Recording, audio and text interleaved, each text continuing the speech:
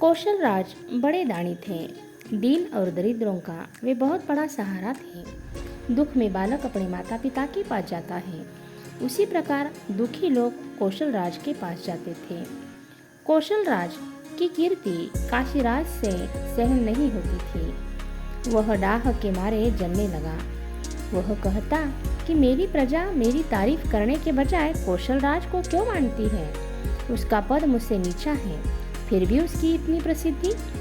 उसने गुस्से में आकर अपने सेनापति को हुक्म दिया कि अपनी फौज लेकर कौशल राज पर हमला कर दो और उसे कैद करके हमारे सामने ले आओ। कौशल राज को उसके घमंड का पाठ पढ़ाना होगा।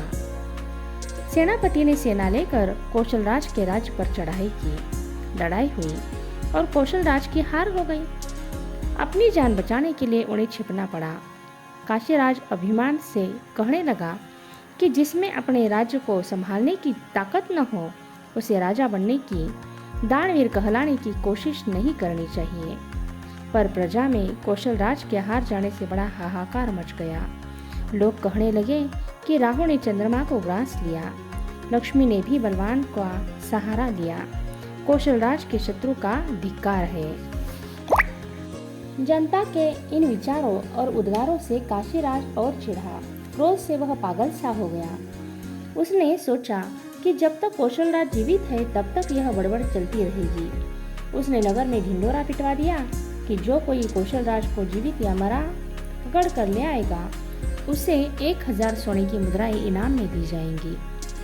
उधर कौशल राज राजपाट छूट जाने पर जंगलों में अकेले भटक रहे थे। न उनके खाने का ठिकाना था, न पहनने का। ऐसे ही भटकते हुए एक दिन उनको उनके जैसा ही एक फटेहाल यात्री मिला। उसने उनसे कौशल राज के राज्य का मार्ग पूछा। यह सुन कौशल राज ने पूछा, उस अभागे राज्य में जाकर क्या करोगे भाई? यात्री बोला, मैं व्यापारी हूँ, पर मेरा सामान से लदा जहाज समुद्र में डूब जाने से निर्धन हो गया हूँ। भीख मांगकर गुजारा कर रहा हूँ। मैंने सब और दयालु कौशल राज की कीर्ति सुनी है। कहा जाता है वे दीन दरिद्रों की शरण में हैं। उनके पास जाकर अपना दुख दूर करना चाहता हूँ। यह सुनकर कौशल राज को मन ही मन हंसी आ गई। वे बोले कि देखो विधाता की भी कैसी लीला है। फिर वे यात्री से बोले, भाई मेरे साथ चलो, मैं तुमको कौशल राज के पास ले चलूंगा। उस यात्री को लेकर वे काशीराज के पास पहुँचे। काशीराज अपने दरबार में बैठा था।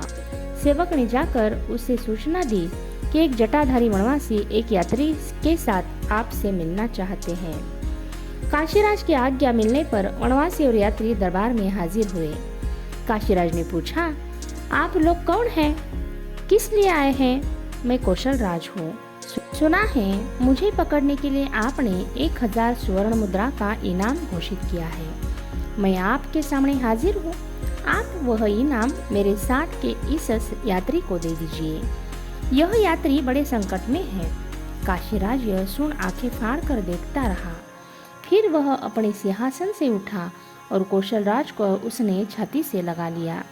बोला, अभी हमारी और आपकी लड़ाई खत्म नहीं हुई। आप इस प्रकार मुझे हरा नहीं सकेंगे। यह लीजिए आपका राज्य और राज मुकुट। आप अपने राज्य के खजाने में से ही यात्री को 1000 मुद्राएं दीजिए। यह कहकर काशीराज ने अपने सिर पर से राजमुकुट उतारकर कौशल राज के सिर पर रख दिया।